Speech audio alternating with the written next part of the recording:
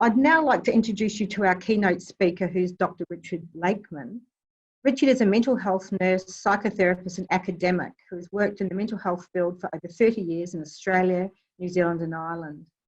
He has published over 100 papers and editorials and 10 book chapters on a wide range of topics relating to mental health. His research interests are diverse and have included exploring recovery-focused practice, recovery from vicarious trauma, coping with extraordinary experiences such as hearing voices, recovery from suicidal crisis, and most recently, evaluation of dialectical behavioural therapy program. He is presently working at Southern Cross University and coordinates the online Masters of Mental Health programs.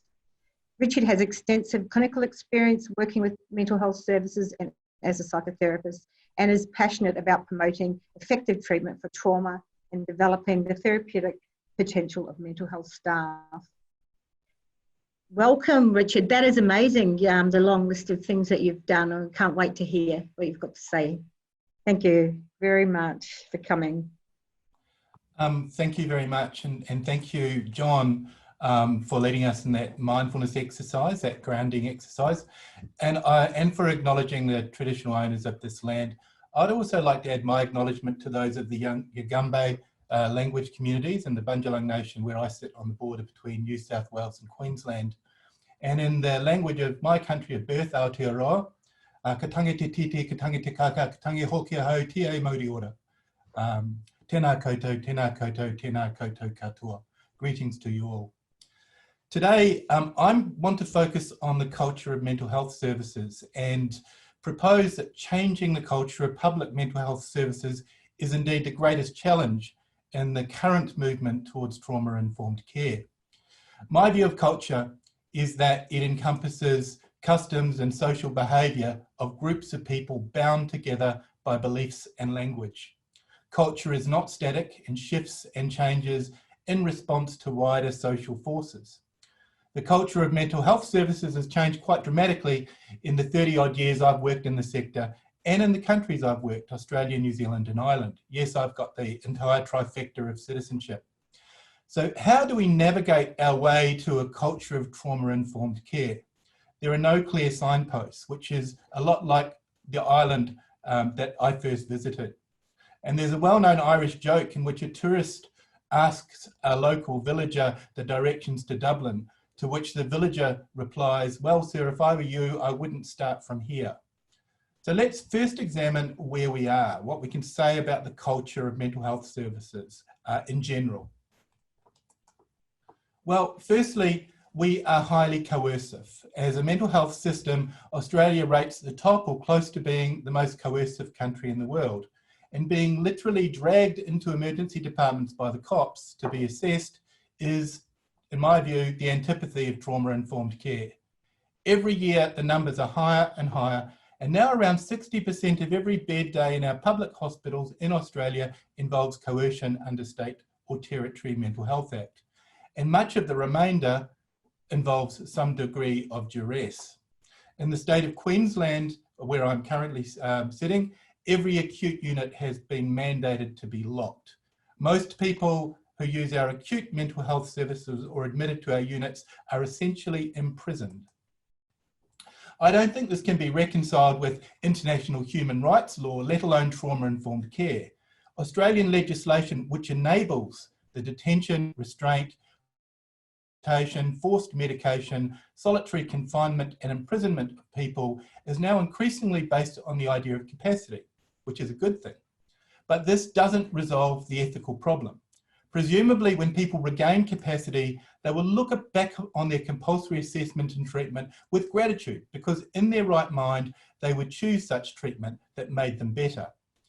In 2010, colleagues and I in Austria, where the wards are not locked, asked people a year after a coercive hospitalisation experience about their experience.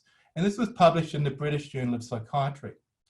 Despite the softer approach to coercion in Austria, a full 1/3 of people perceived the experience of hospitalisation to have been totally unwarranted. 2/3 reported it as being one of the most traumatic events in their lives. Only 1/3 thought it was useful, but with the caveat that it should have been done better.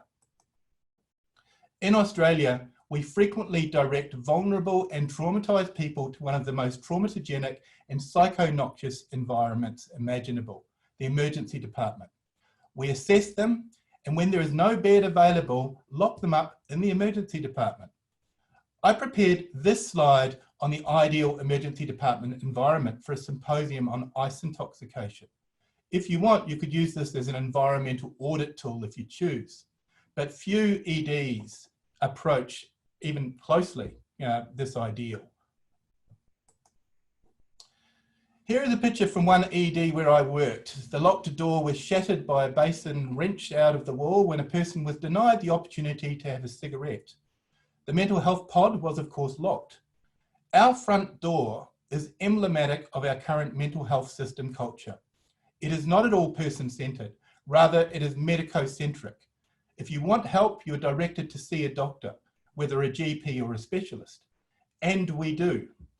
A consequence of this medical framing, be it intentional or unintended, is that we are pharmacocentric rather than holistic. Australians are in the top 4 consumers of psychotropic drugs in the entire world. We are now preoccupied with risk and indeed justify coercion and surveillance as being about managing risk. Our talk is problem and risk saturated rather than solution focused.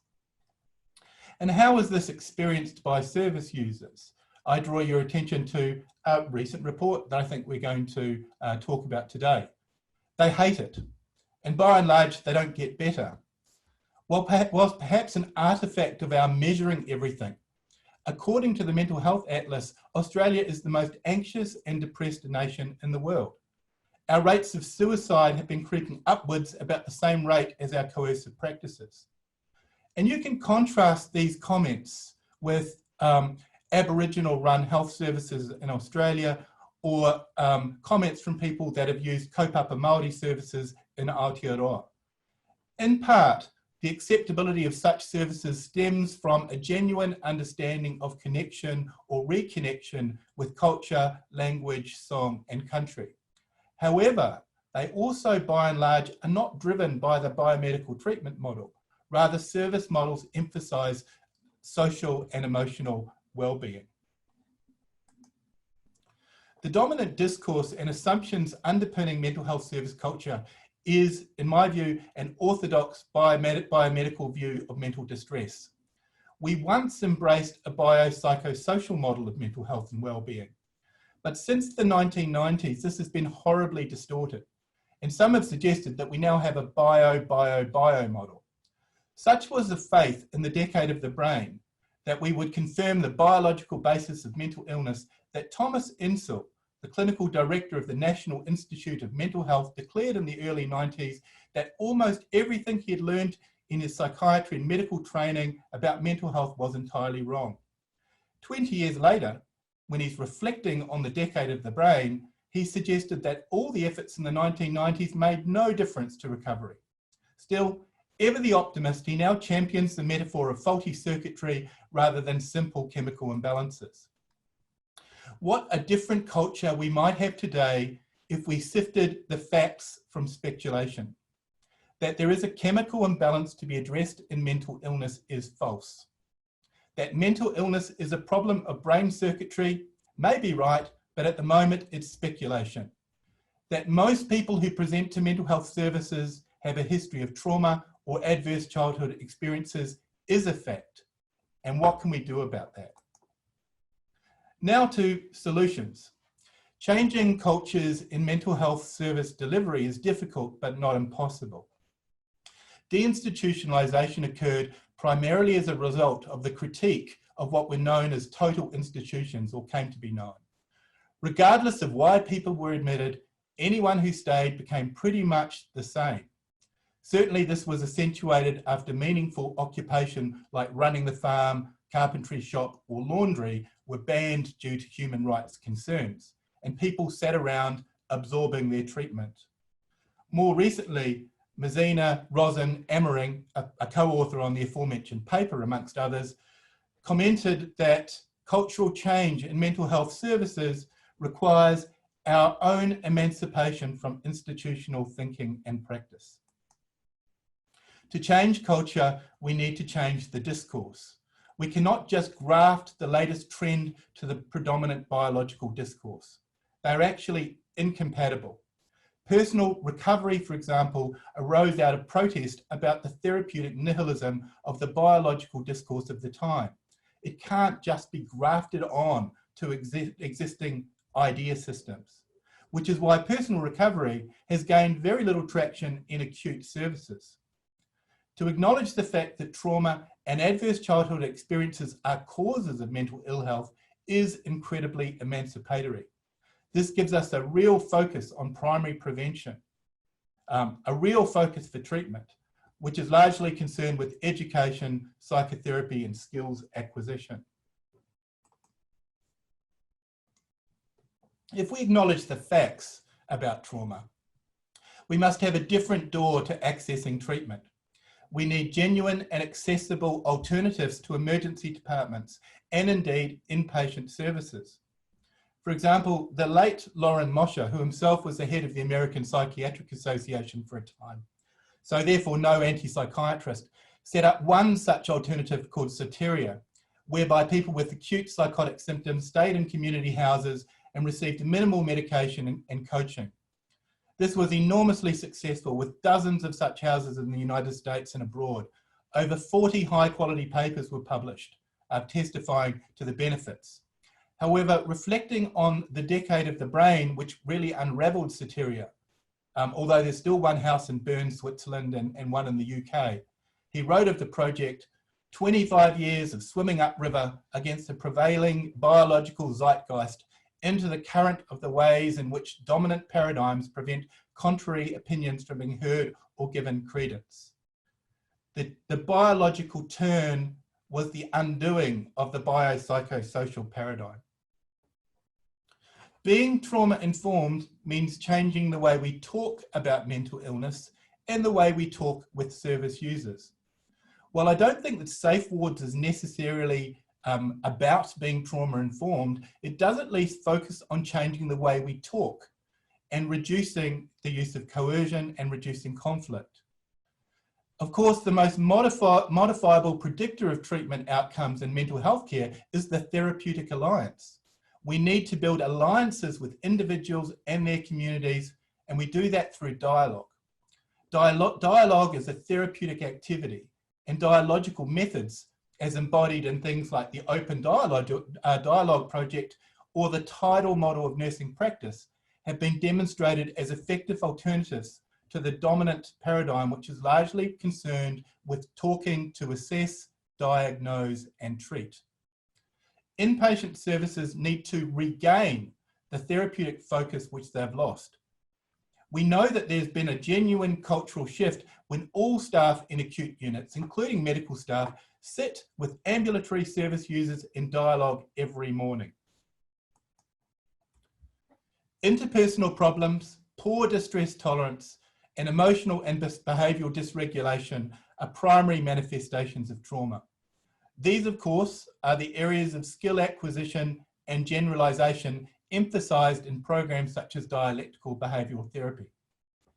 Everybody who works in any capacity in mental health services needs to be equipped, practiced, and able to coach people in these skills, as John was doing for us previously. People need to be as proficient at using and teaching such skills as they are at drawing up droperidol or whatever atypical antipsychotic is in vogue. Towards risk, the best risk mitigation is to actually treat the traumatized person with the right dose of the right therapy at the right time. Sadly, we in acute mental health services are often way downstream. But when people first present with problems arising from trauma, for example, self-harm, we ought to provide them with some intensive crisis support for at least 3 to 6 sessions, by the same individual, such as through initiatives like the Green Card Clinic in Darlinghurst, not simply a welfare check from the acute care team. Mental health services need to begin to provide psychotherapy again. EMDR is not covered under Better Access, and some of our most traumatised people cannot afford the outrageous fees in private practice. Surely our mental health services can ring fence and provide psychotherapy to those most in need. A consequence of the bio discourse is that mental health nurses, particularly in inpatient units, have been dumbed down and undervalued. Even those with years of training in psychotherapy can't access better access, and their skills have not been valued or utilised in state services. Nurses need to have protected time to provide the intensive therapeutic contact with inpatients they used to enjoy. They need to be given back the keys, unlock the door, and be enabled to take charge of the therapeutic milieu, which we now know is essential to people's recovery. Being trauma-informed also means that every encounter ought to be a therapeutic encounter. Every encounter should at least conclude with some solution-focused work.